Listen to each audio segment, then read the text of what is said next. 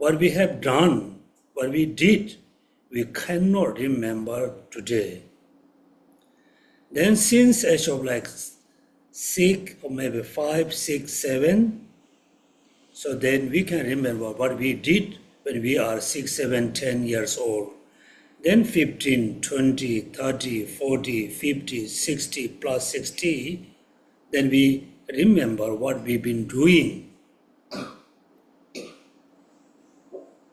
So for the last, more than 60 years, what we've been doing, think about them, then we feel it's so boring.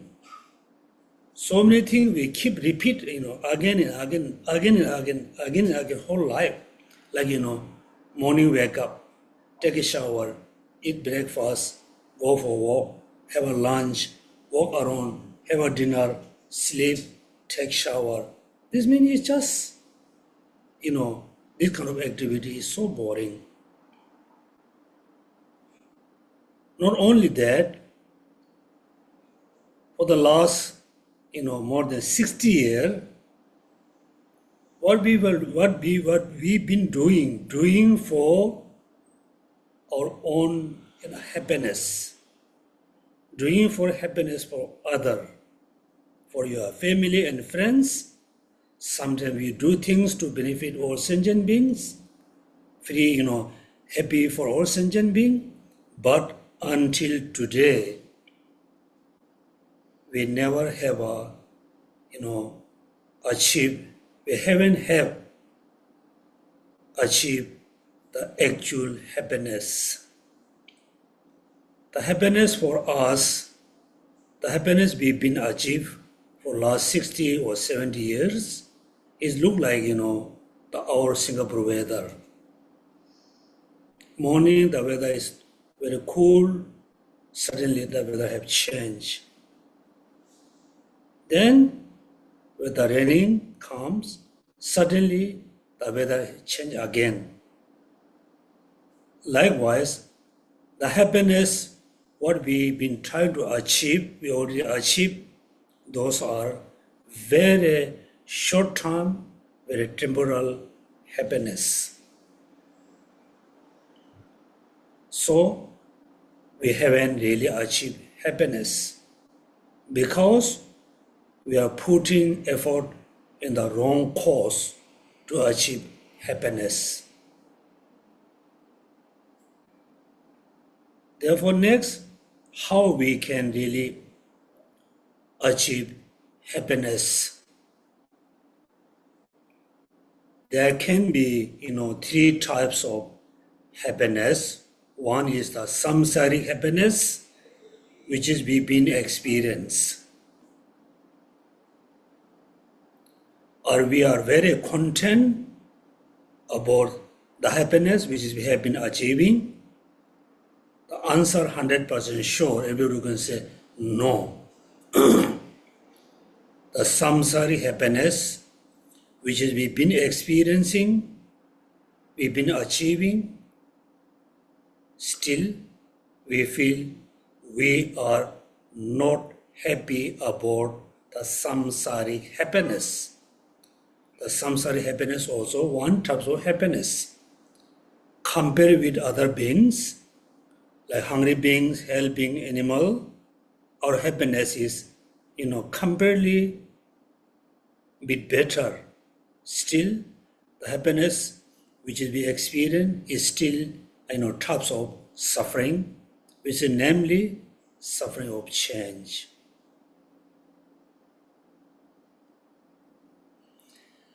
Then there's a second type of happiness we haven't achieved yet. Maybe some of you you did achieve sometime after, fully control your negative thoughts. Then we can feel happiness.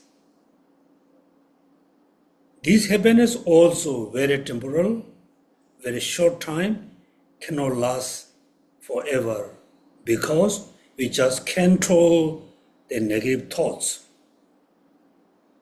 Control for a while.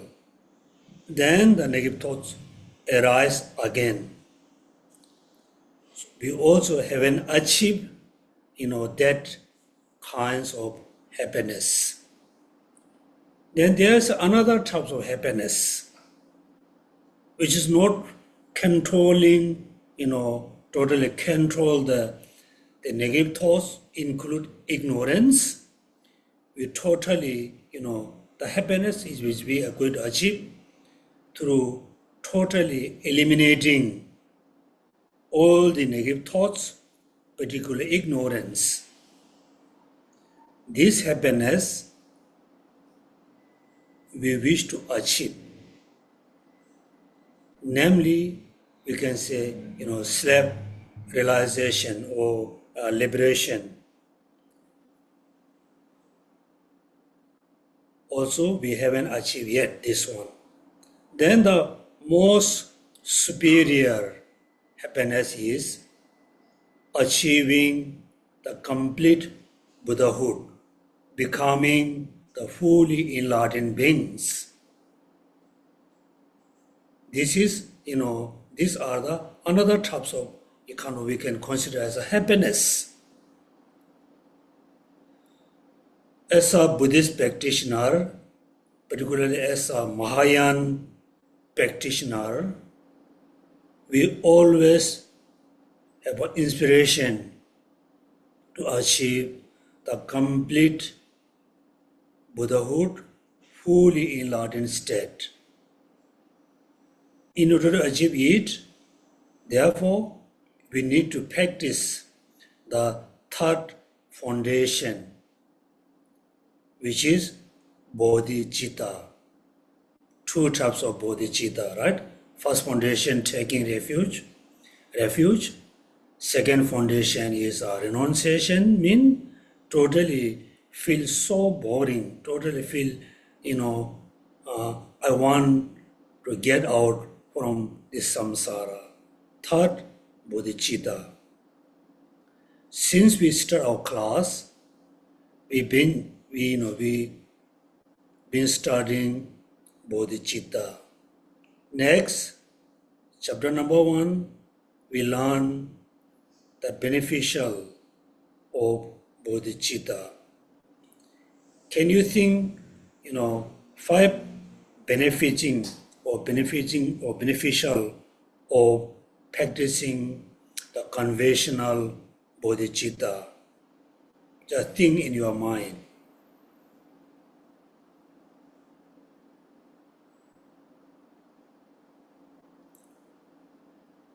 So when you remember those benefits, beneficial of, practicing conventional bodhicitta, then you will have a very strong motivation, inspiration, going to practice bodhicitta.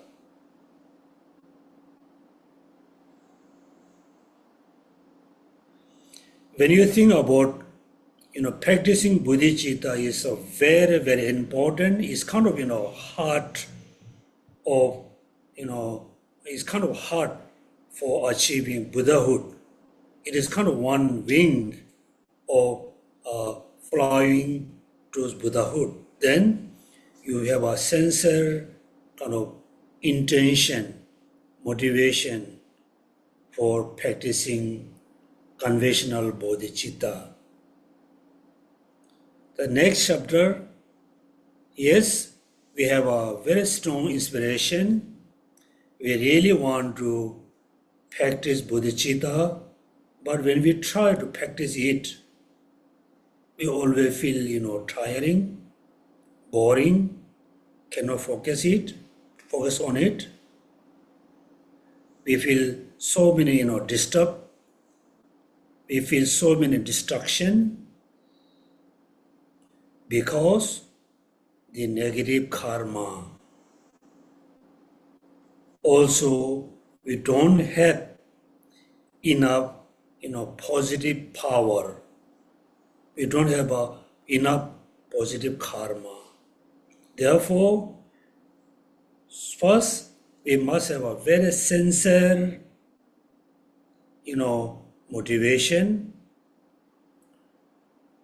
to practice bodhicitta. Then, in order to generating the bodhicitta, we need two conditions.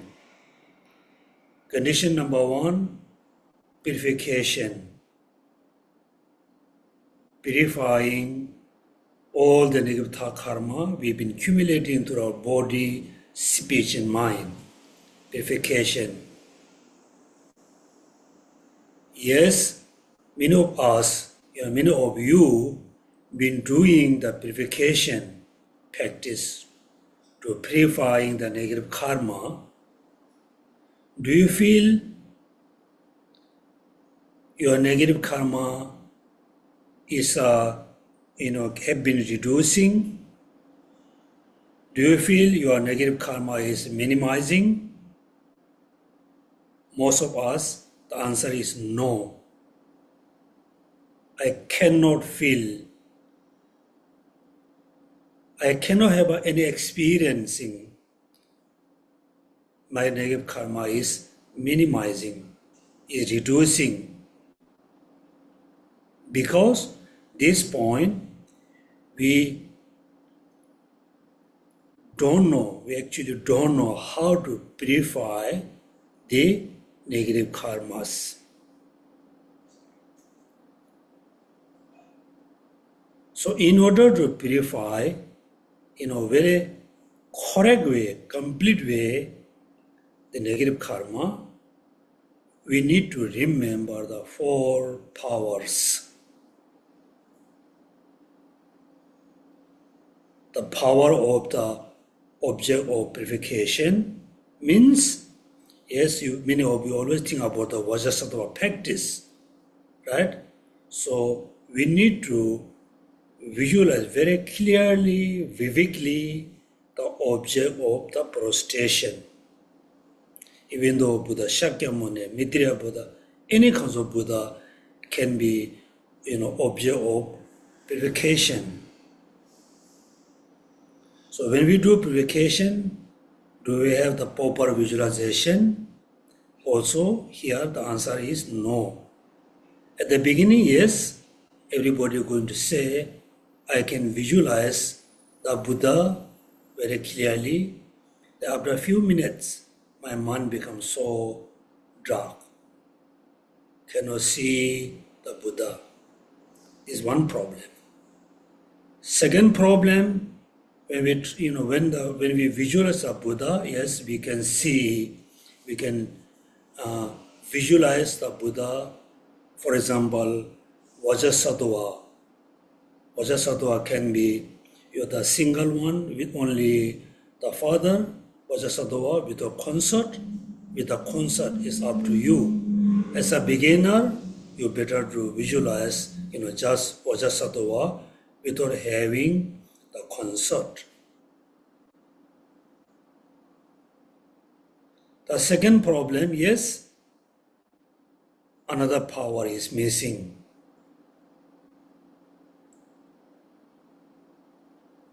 Power of, regret, strong regret about accumulating the negative karma.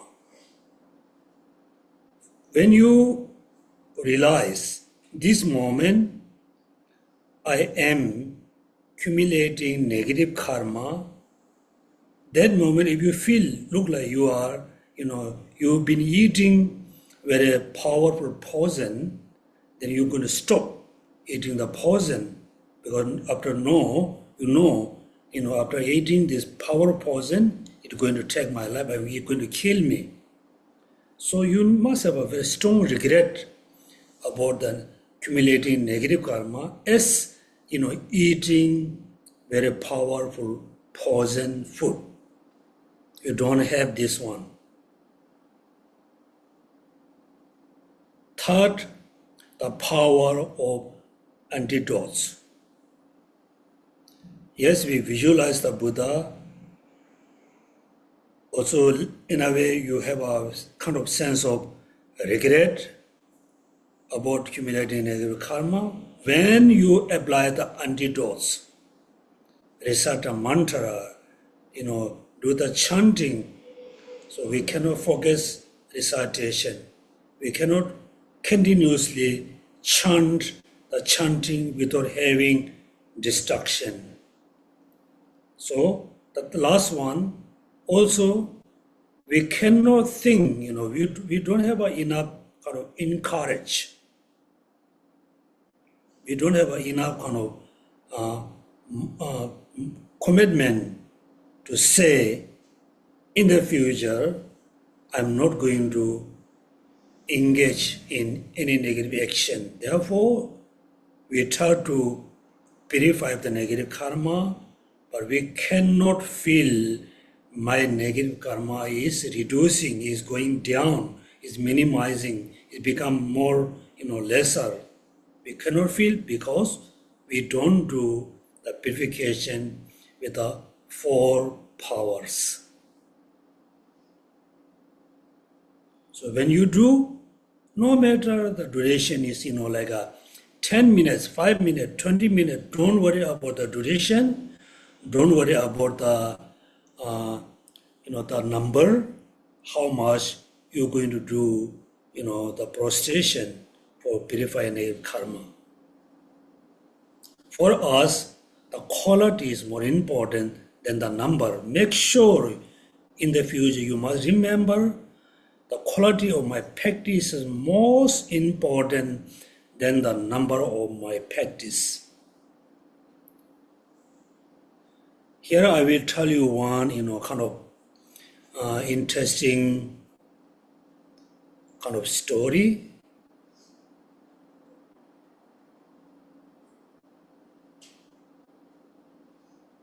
These days, some of our friends were doing a retreat. When the person in the retreat, the person is supposed to be, stay very peacefully, happily, do the practice without having stressful mind.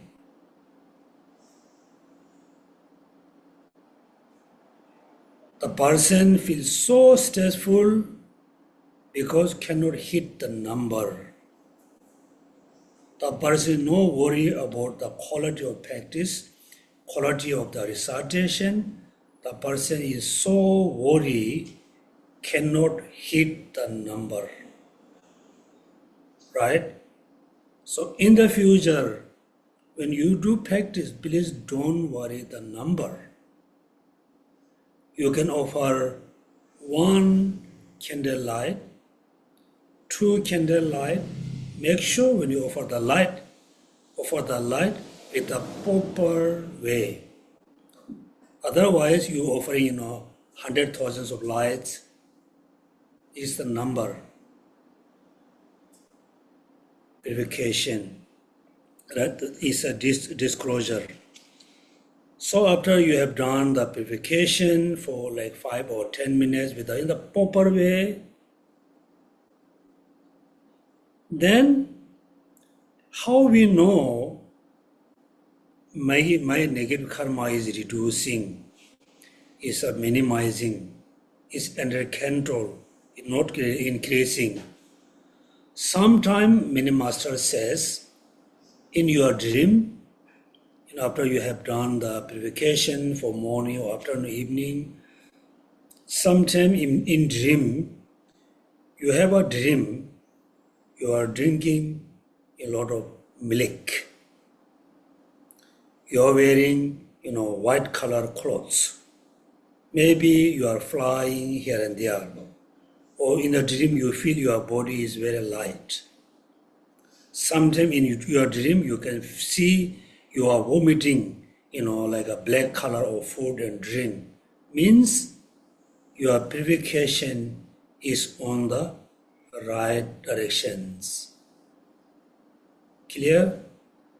After purification, so what we have to do, we are going to acceptance of the awakening mind. Means, yes, take refuge, have generated bodhicitta, aware the benefiting of the bodhicitta, then two condition.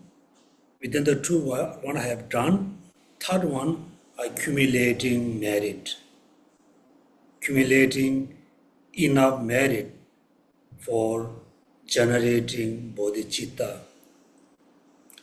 Again, this point, we have another problem.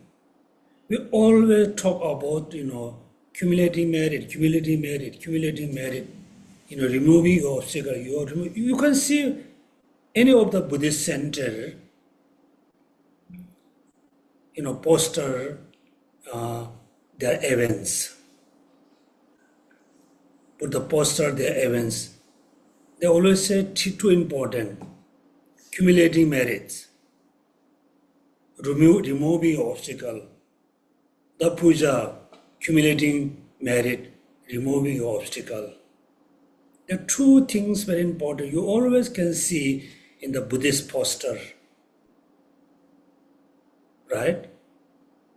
Therefore, many of us very eager to do these two practices. If you do in a correct way, which is very good. If you're not doing in the correct way, that means you are just wasting your time, energy, and your money. So do the proper way. But you cannot see, maybe you never have seen in any poster say, oh, you do this thing, you're able to practice compassion, you're able to generate bodhicitta, right? Have you seen any kind of poster? Because these two are very easy to, bring people together in one place. It's very easy way, in a way, accumulating money.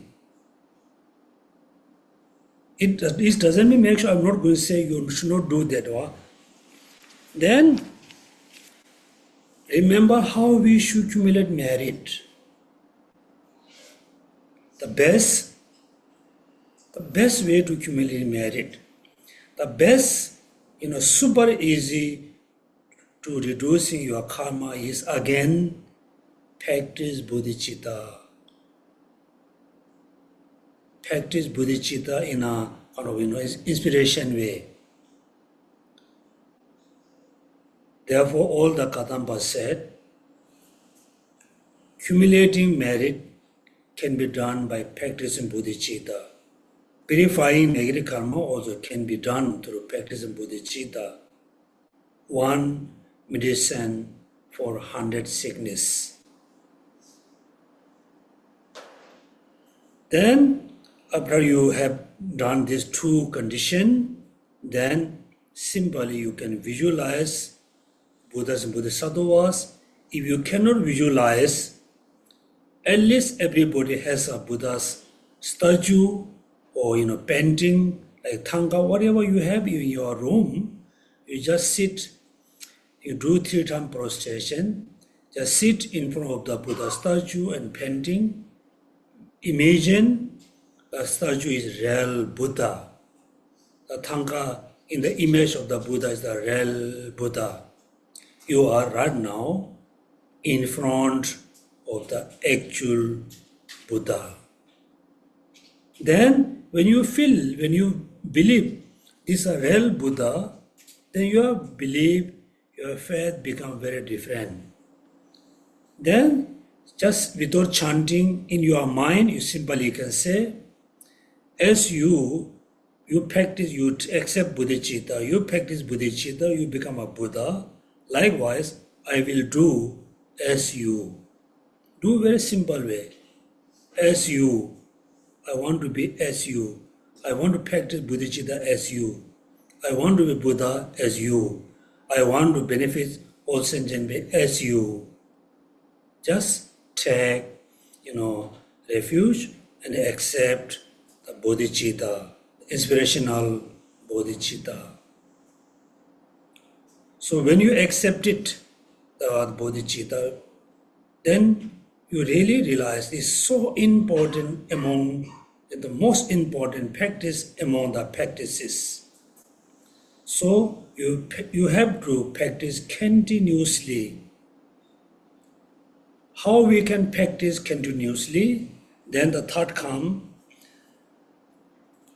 conscientiousness in mindfulness, in a way, mindfulness.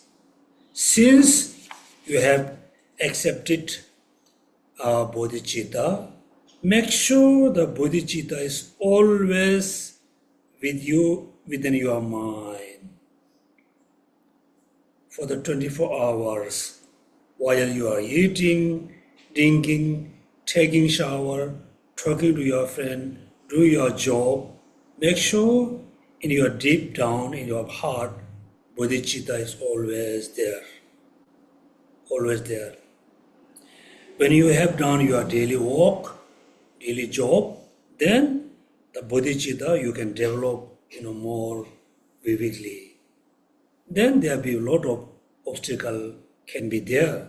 Therefore, we need to focus practicing the conscientiousness, the garden alertness.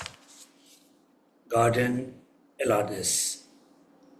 So when we practice bodhicitta, we must practice bodhicitta with the conscientiousness, alertness. Other word, say mindfulness and alertness. Even though when you meditate on something, these two are very, very important. Mindfulness, alertness. Alertness, mindfulness. I hope you remember what does mean mindfulness. Meditate with the mindfulness, meditate with the alertness. Means you are holding full cup of water. The cup is completely full with the water. You are holding the cup full, completely filled with the water. That time you always remember, I'm holding the cup filled with the water, right? If you don't remember, your hand going to move, the water going to split, move. If you remember, I'm holding the cup with the full of water, then you continuously hold the cup without split the water. Then, when you slowly forgetting, I'm holding the cup, that moment, if you don't have an alertness, then you will not be going to remember, we're going to aware, the destruction is come. Alertness. Therefore, this morning we're going to study continuously the alertness.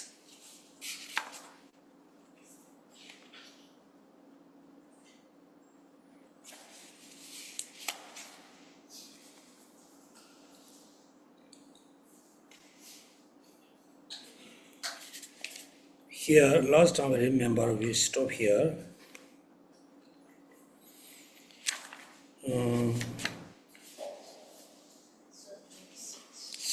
Answer number? 26.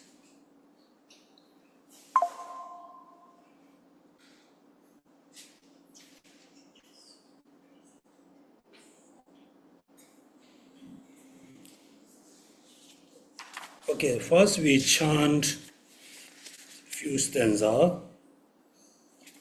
Okay, we can start from 24. We chant slowly, try to understand. Is there anybody who have done, your own kind of notebook? Anybody have done your own notebook based on chapter number 1, 2, 3, 4, 5? I ask you to select, few sentences from each of the chapter, which is you think among. Of course, all the stanzas are very important. It depends on you how much you can feel when you read the stanza.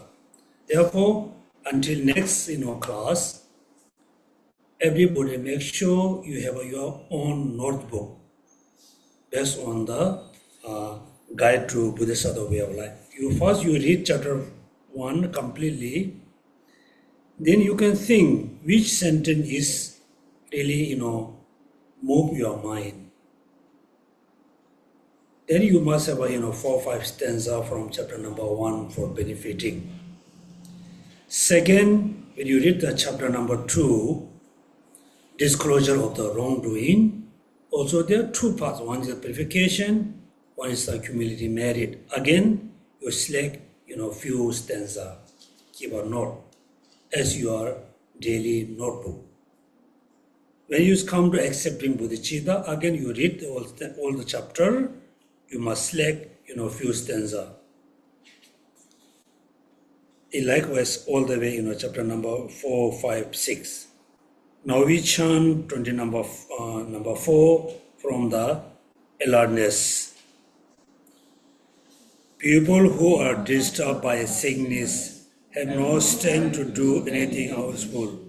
Likewise, those whose mind are disturbed by confusion have no strength to do anything wholesome. Whatever has been learned, contemplated, and meditated upon by those whose mind are lack alertness, just like water is lacking west, it will be not turned in the memory. Even those who have much learning, faith, and willing perseverance will become defeated by the moral fail due to the mistaking lacking alertness. The thief of the unalertness is following upon the dilemma. We still, even though married, I have firmly gathered, so that I shall then proceed to lower realm. The host of the thief, who are my own disturbing conception, will search for a good opportunity.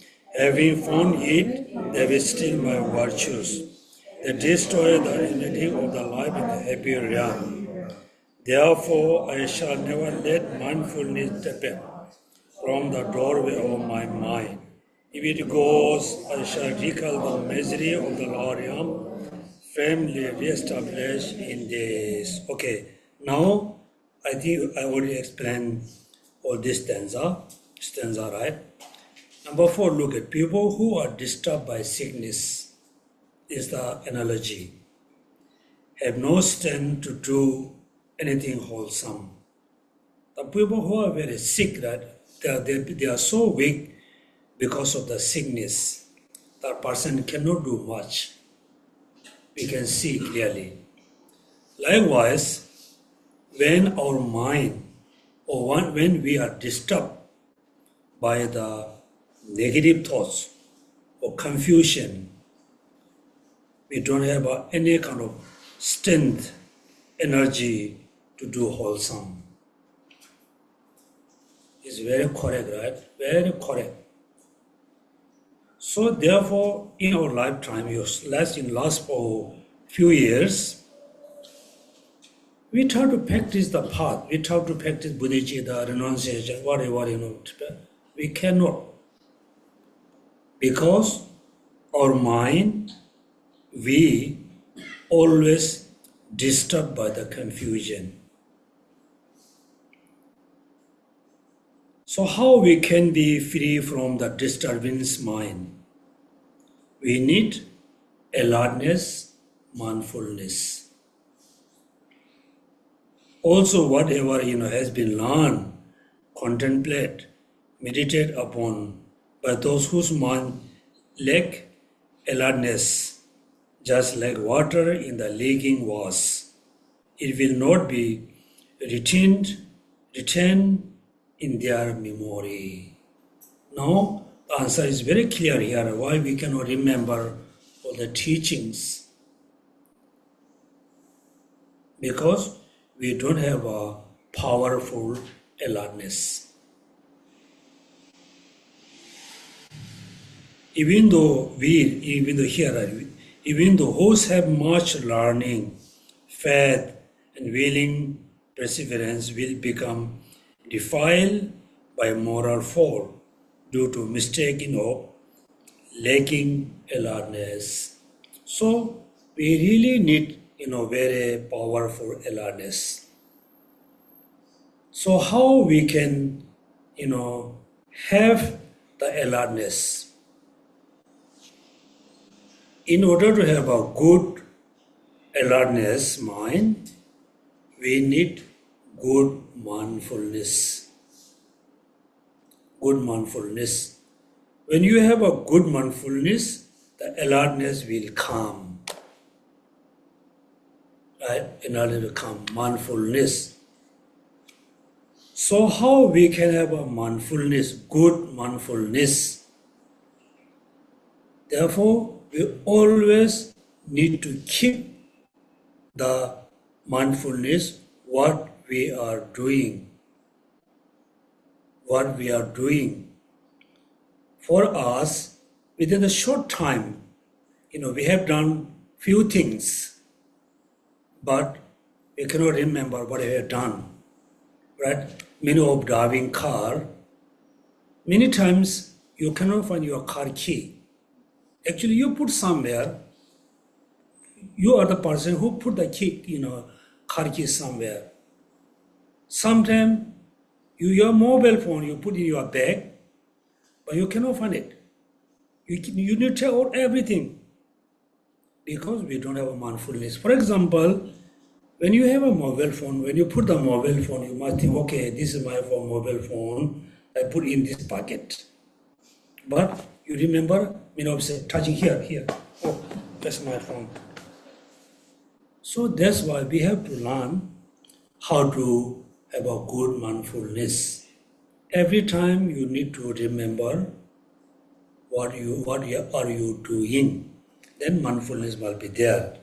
Then whatever you learn, you're going to remember them. Now look at the next stanza, 27.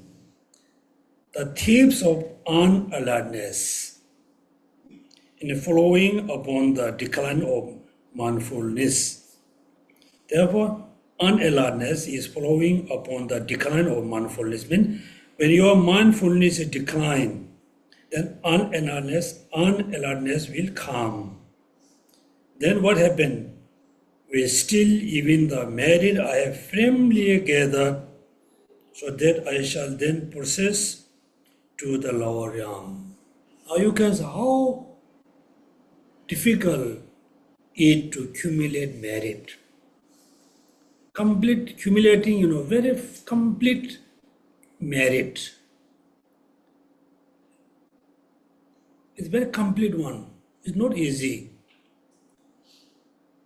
Somehow through our own effort, through remember the Buddha teaching, somehow one day, one morning, you are able to accumulate very complete merit. Then alertness decline because of mindfulness declines. When the mindfulness, alertness decline, then the tips on alertness, anger, attachment arise. Then immediately those negative thoughts destroy the positive merit which you accumulate through a lot of difficulties. So for accumulating complete merit is not easy. Destroying very easy, right? For example, you have a phone. It is expensive or cheap, very cheap. You have a phone. In order to build, in order to make the phone, it takes a long time. Different companies have to make different parts. It takes a long time. It's very easy to break. You just smash on the ground, you're going to destroy.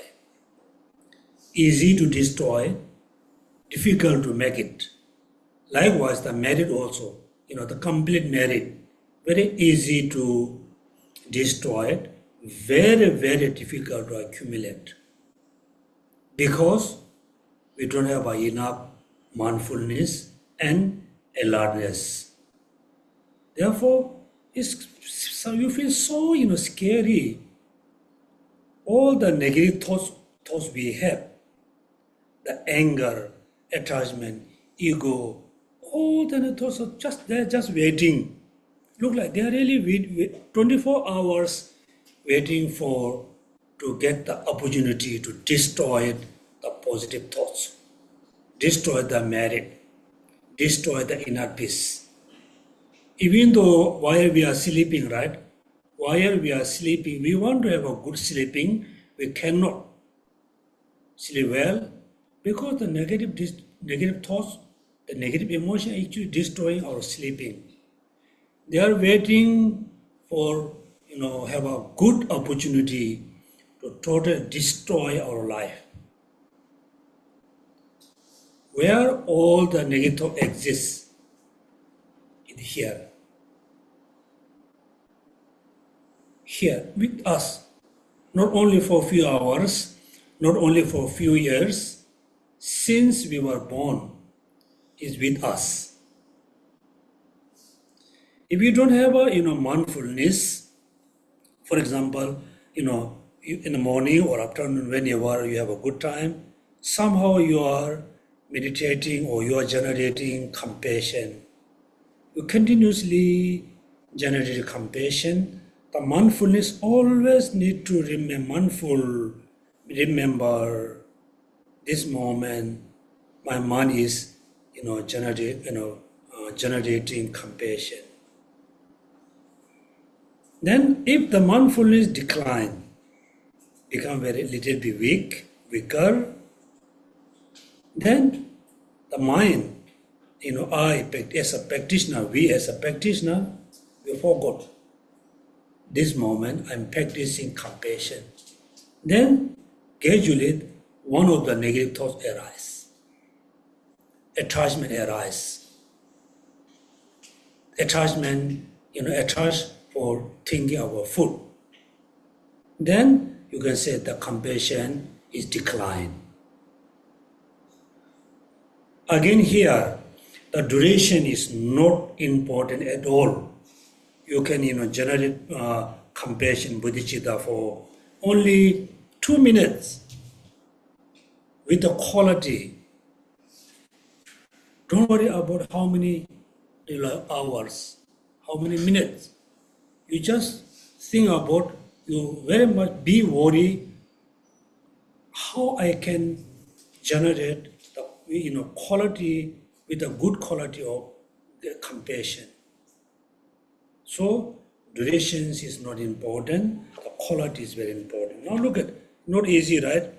The disturbance or confusion, all the negative thoughts are just waiting. They destroy the negative, positive karma due to negative thoughts. Then they will push or proceed to lower realms.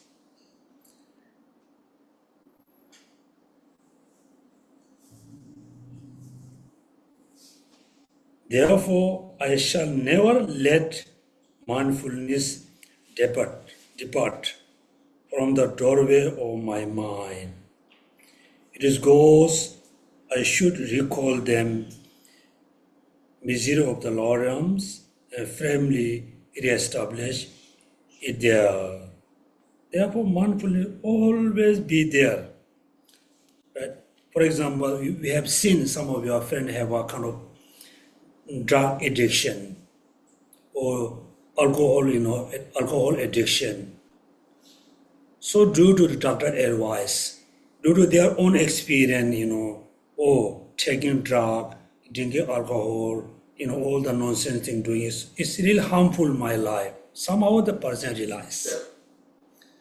Then the person stop, taking the drug, cigarette or smoking, alcohol, stop. Then one day the person miss, drinking the alcohol and drug. Then what happened? That moment, if you don't have the mindfulness, the harmful, remembering these are harmful, the person don't have the mindfulness, the person will go again the same situation. That moment the person remember, taking drug or alcohol is very harmful in my life, harmful for my health. Remember the negative consequence, the person will be able to stop taking, drug and alcohol. Therefore, what Buddha said, you are your own guide.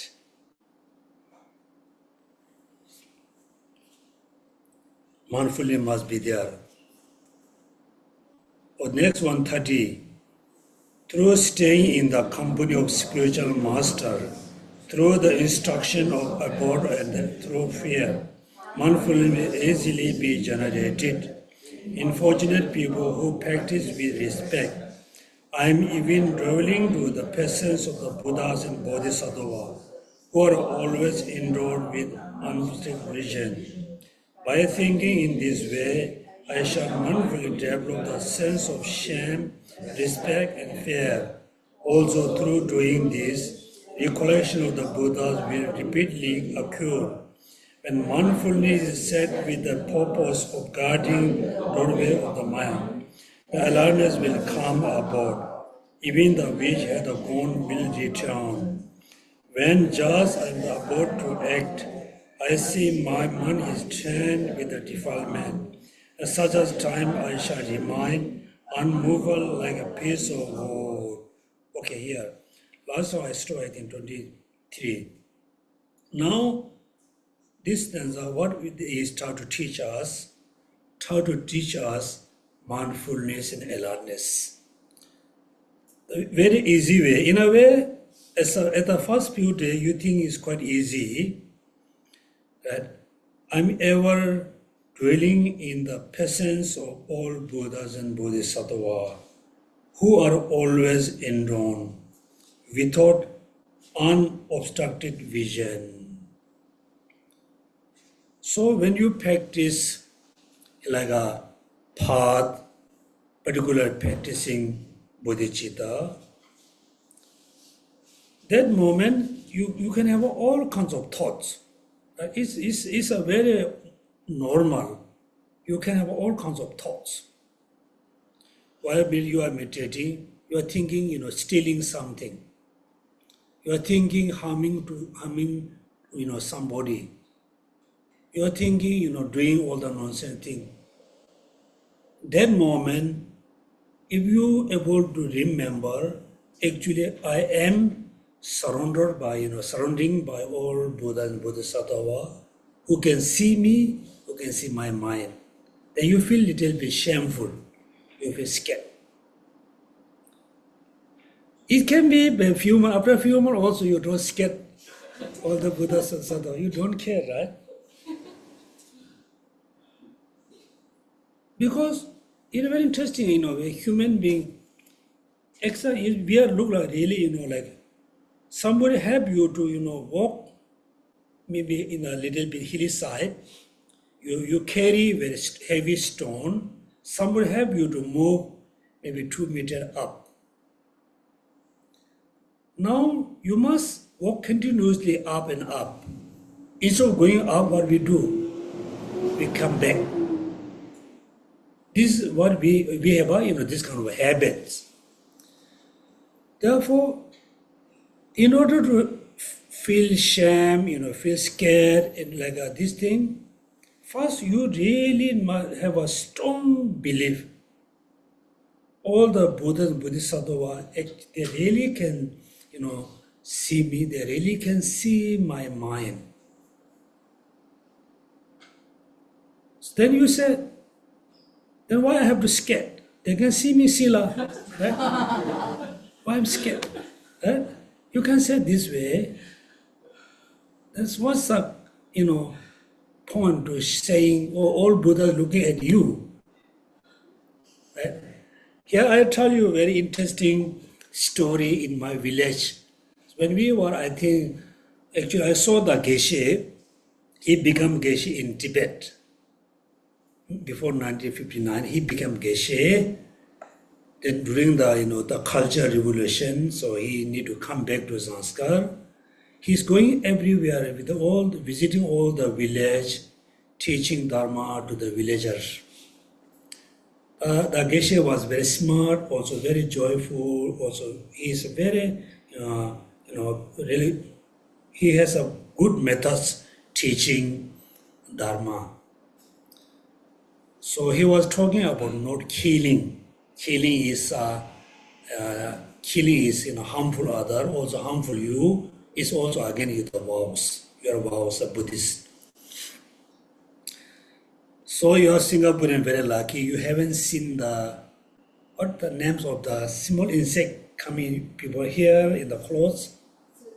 Huh? When you go to a village, like still in like a winter weather is so cold, people not taking shower, always wearing same clothes. Inside clothes you can find something. Huh? Flies. Huh? Lice. Lice. My case, I tell the story. When we were like 4, 5, 6, 7 years, whole winter weather is so cold. Everybody sit in one room, same clothes, same blankets. We don't have a pillow. We didn't have a pillow, just sleep somewhere. Then the lace, right? Everywhere. In the clothes, everywhere. Then when sleep, like first we wear our own chuba, the traditional clothes. It's called long. Sleep in the back, then just cover the clothes on the body. Then how we kill the lice. Night we cannot see it, right? We cannot see it, but still we killed. Then we just scratch the zone between the two zone, the switching zone. We just scratch. Then the lice fall down on the chest. We collect and kill it. Collect again like this. And collect and kill it. How we kill it. So the Geshe told the village people, don't kill the lice. Then next few days, maybe one of the elderly ladies, she was killing the lice. He remember what Geshe said, don't kill. Then he said, I'm going to kill you. Go and make a complaint to the Geshe. I'm going to kill you. Go and make a complaint to the Geshe. Right?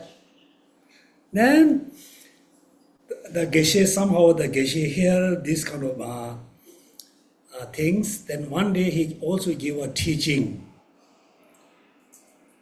He said, I don't think the lice is going to make a complaint to me, but the lice is going to make a complaint to the king of the karma, right? So therefore, so we did mention, if you think that moment you are surrounded by Buddhas and Bodhisattva, they can see me, and I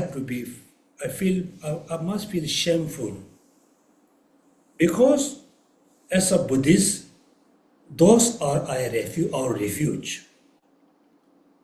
Those are our refuge. Those are the important beings who I can trust, or I can rely on them for until I become Buddha. So now, even though you believe you are surrounded by Buddha and Bodhisattva, you don't feel shame. It means you don't have a really pure belief on them. You don't have a really trust on them about law of causality. This is one easy to stop your negative thoughts, remembering you are center of all Buddhas and Bodhisattvas. When mindfulness is set with the purpose of guarding the doorway of mind, now you can see, then alertness will come about, and even that which had gone will return. Therefore, it's so important to mindful is set with the purpose of guarding the doorway of mind. Then alertness will come. Even that which has gone will return. Right? So many of you always do meditation. Make sure when you do meditation with the mindfulness and alertness. I always use the analogy, alertness is like a very powerful sensor. Right? These days we have very advanced, very powerful sensor. When you move, the sensor can give you learning. The sensor can give you alertness. Now, 34. When just I am about to act, I see that my mind is trained with the defilement, and such a time I should remind unmovable like a piece of wood. So now, next, few stanza is teaching us how to, watch our mind. We always watch our own mind. How mind is acting this moment. My mind is trained. When you realize, oh, this moment my mind is totally trained or controlled by defilement, that moment you must apply the antidote very firmly, strongly, like a piece of words. So next I will read for you. Never should I look around distractedly for no purpose. With a resultant mind, I should always keep eyes cast down.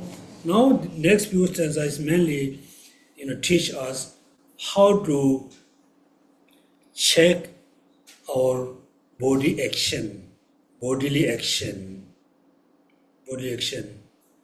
Among the bodily action, the looking is one of the powerful action. You close your eyes, right? When your eyes are fully closed, when you hear somebody talking around you, next to you, it doesn't generate, like a attachment and anger. You cannot see the image of the person, right? Then suddenly when you open your mind, next to you the person is very ugly. Then what happens? You get angry or generate sense of hatred, sense of dislike. When you close your eyes again, you can hear somebody talking to you.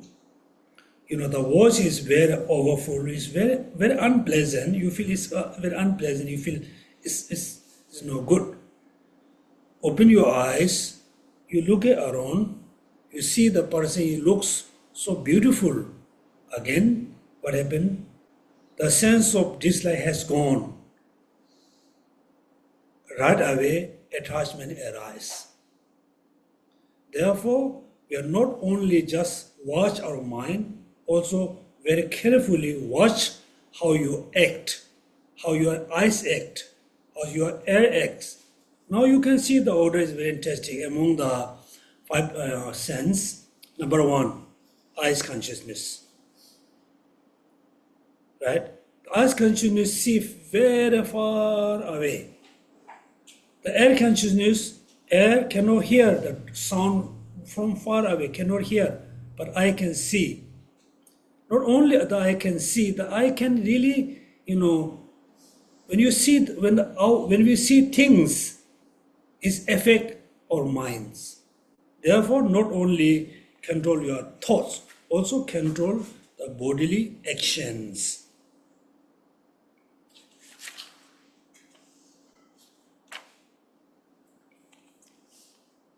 Next, we just move to the stanza number 40.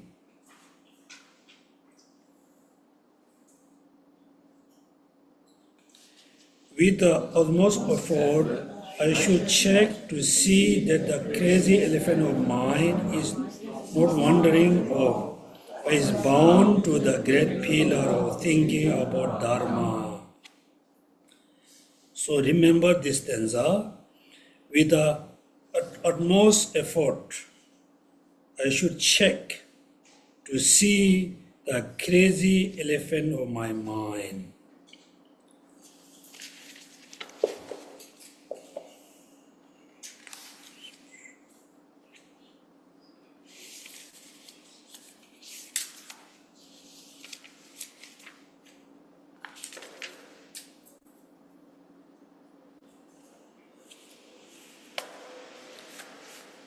Yeah. So ordinary mind which is we have is look like crazy elephant, crazy elephant. Why is a crazy elephant not like crazy horse and dog? Why? To see we say the mind is like an elephant. Crazy elephant. Why? the size of the body of elephant is so big. Means the mind is the most powerful within our, within us. Therefore, our mind is like a elephant. Generally, the color of elephant is white, black, red. What? Mostly black. Black. That means our ordinary mind, which is not untended, our mind is like I have a lot of dullness, lot of ignorance, like an elephant. When the crazy elephant, when we release, when the crazy elephant is totally free, the elephant can destroy so many things. The elephant can kill many people, right? Likewise, if we don't control our mind, if we don't train well our mind can destroy everything. Everything. Then, if we are able to control our minds, if we are able to train our mind, we can achieve all the good things. Whatever we wish to achieve, particularly, we can achieve bodhicitta, we can achieve Buddhahood, we can achieve liberation. The practicing Dharma is mainly here, training. If you are able to train your mind, you are practicing Dharma, you are practicing Dharma, you practice Dharma. You are not able to train, control your mind, that means you are not practicing Dharma. Practicing Dharma is only, train your mind, untrain your mind. To see the crazy elephant of my mind is not wandering off. Make sure it is not wandering off, but is bound. But is bound to get pillar of thinking about the Dharma. Right? The Dharma, particularly the chosen object, is like a pillar. Those who strive by all means of concentration should not wander off even for the moment by thinking, how is my mind behaving? They should closely analyze the mind. Right? Now you can see what does mean meditation. What does mean practicing Dharma? For us, when we think about, tomorrow morning I will practice Dharma, automatically what we think, open Dharma book, read Dharma, holding mala, recite mantra. We never think tomorrow morning I will watch, I will analyze my mind. Right? When you watch your mind, when you analyze your mind, it's very interesting. First, we cannot actually able to recognize our own mind. When you're able to recognize, when you're able to catch up or see your mind, now you can see the mind is acting so quickly, so quickly. First moment is positive, second moment already negative. When you become negative, not easy to transform into positive. Therefore, if you want to be a good practitioner, if you want to have a peaceful and happy life, watch your own mind. Don't watch others' mind. Right? So this is a very common problem in our society. People don't care their own behavior, but they care other. Oh, you don't do this, you don't do that, you do that, you do that. All advice you can receive. Watch your own mind. They should closely analyze their mind. However, please read, if I am unable to do this, when Alfred is involved in celebration, I should relax. Likewise, it has been taught that at time of giving, on my natural discipline. Now, also you will have a confusion. Until here, Shantideva very much tell us, always watch your mind. Make sure you always, act with a mindfulness, awareness. Make sure you always watch your mind. Then what happens if I'm unable to do this, for example, when afraid, or involved in the celebration, right? So you are doing meditation, suddenly you hear, some kind of harmful animal is coming around you, or some harmful people is coming around you. You still want to watch your mind, or you want to run away? Run away. That time you should not be silly. That should not be silly. That's why immediately you get up, run away. Or you find you must get some protection. Otherwise, you become, you are not be very wise. That moment when afraid, sudden scary thing come, don't just watch your mind, you try to save yourself, protect yourself. Also involved in a celebration. For example, this day there are so many people do 90 years birthday celebration of His Dalai Lama. So, for example, you are going to attend the celebration of your guru's celebration and birthday celebration. That time also you just watch all the scenery, together with the people, do chanting, whatever people do, you must involve. You not just watch your mind, don't watch the celebration. Again, you can see in Buddhism it has a very kind of free. There's a lot of exception. Not only that, likewise, it has been taught that at the time of giving, when you're doing, practicing generosity may be natural to certain aspect of moral discipline. So again, when you're practicing generosity, you're not just mentally practicing generosity, you are actually, be generous. You are giving food and medicine to other people. That time also you just watch the people. Try to understand their actually, reality. Then later you can watch your mind. 43.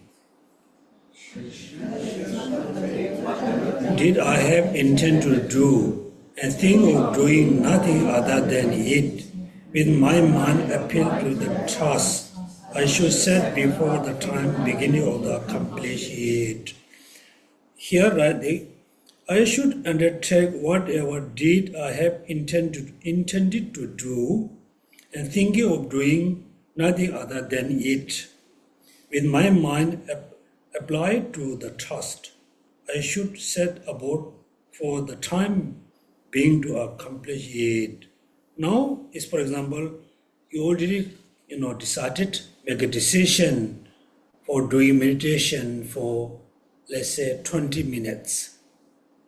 You totally determined, make a decision for meditating for 20 minutes.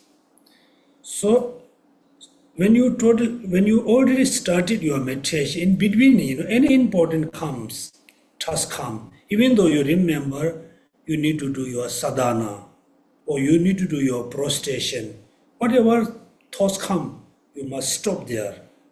Please, you do continuously your meditation, right? Otherwise, we're never going to have a good meditation. Usually, when our mind is very relaxed, then thoughts come to remember things to do, right? For example, I told you, if you have a sleeping problem, you open the Dharma book. Open the Dharma book. Open Lamrim, then the Lamrim is going to fall your chest. Right? Right? Therefore, also, it's again important, right? Somehow everybody have experience, me too. Normally, you cannot remember, you have to do, next. When you open Dharma book, you can remember, oh, I have to do this and that, right? There's a time you must stop doing anything else, just focus reading books. Also, then again you remember also some important things to do. Again, you must stop thinking the important things to do, you must complete. Right? Therefore, we haven't have a good progress in practicing Dharma because when we remember recitation, we recite mantra. While we reciting mantra, remembering or doing prostration, we do prostration. We are look like small baby. Small baby. Somebody show toys, the baby runs after the toys. Somebody show candy, the baby runs after the candies. Right?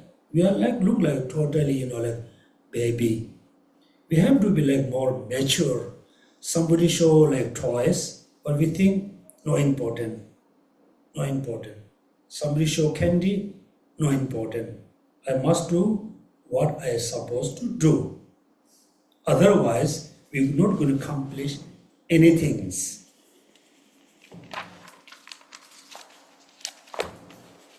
Okay, since today everybody try to be, fully mature person, we should not be no more like a baby.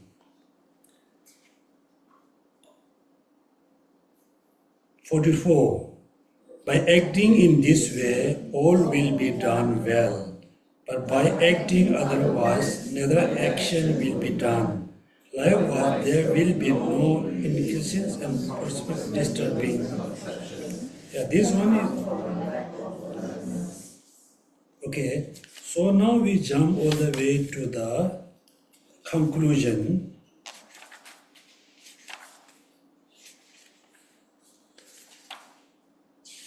Let me see if there's any mark.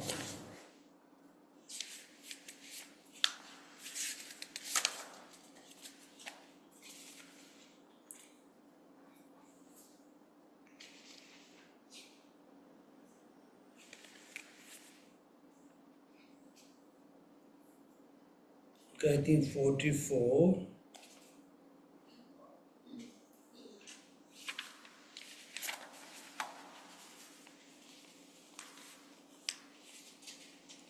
We can read the 47, that's the number 47. Whenever I have desire to move my body or to say something, first of all I should examine my mind, and then with a act in a proper way. Whenever there is an attachment in my mind, whenever there is a desire to be anger, I should not do anything, not say anything, but remain like a piece of wood. Right? Now look at here 47. Whenever I have desire to move my body or to say something, first of all I should examine my mind. And then with stillness act in the proper way. So the simple word he's saying, before we doing something, before we saying something, before we take action, we should examine our mind. So therefore we have to put a habit in our life. Before we say, before we act, we must check our mind. When you check our mind, that moment, I should say, I should not say, what the consequence will be. I should eat or I should not eat, what the consequence will be. That, for example, if you have a sugar problem, so before you eat any kind of food, you should think. If you have a BP problem, also you must think, I should eat or should not eat. When you think the consequence, for you very easy to, stopping taking the food, that, check. Also, before you say, before we act, when we examine our mind, half of our problem, almost half of our problem is going to be reduced. Am I correct? For example, many cases in the past, we throw all the bad word on someone without thinking, without examining our mind. We say so many things. after a few hours, after a few days, you always feel regret. And then what we say, oh, I'm so sorry. If you are really a good person, you will say, I'm so sorry. If you don't, you are not that, that good person, you never say sorry, you always keep the guilty feeling in your mind. Instead of going all this, misery or problems, before we say, before we act, before we do, we must examine our mind.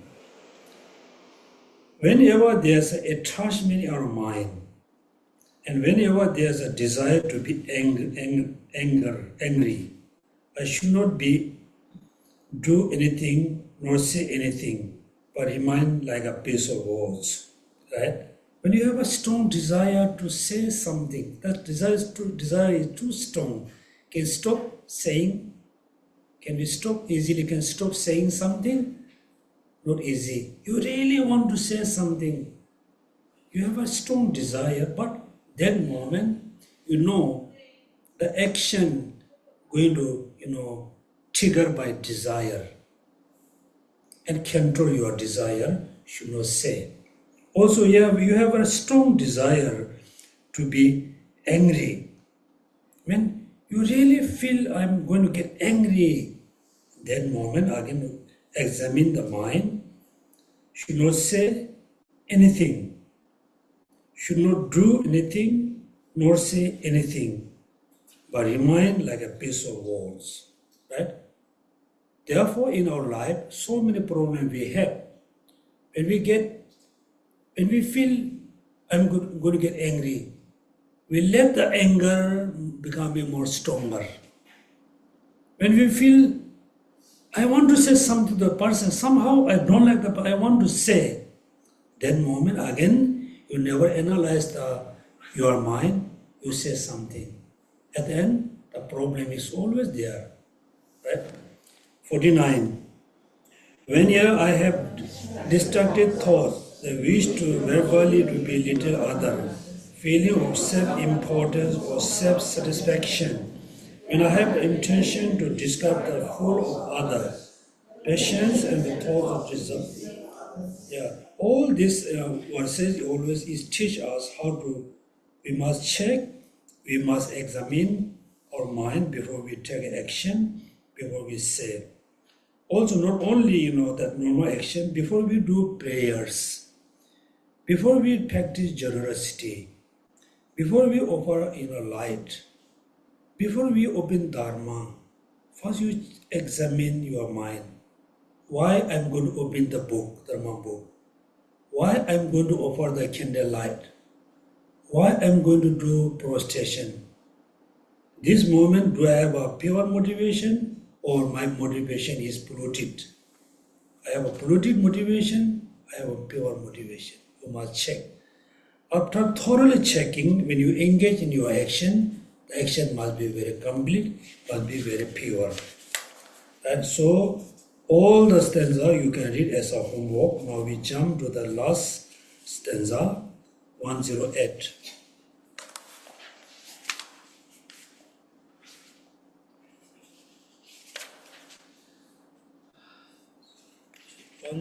How come this number is very different? Oh yeah. 108.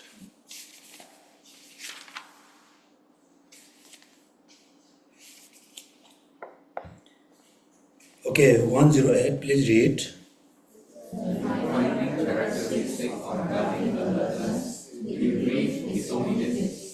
Examine again and again the condition of my body and mind. Therefore, I shall put this way of life into the actual practice, or what can be achieved mainly taking up the medicine. If the sick benefit, mainly the reading the medicine text. Right? Now, I think is a very good advice for us.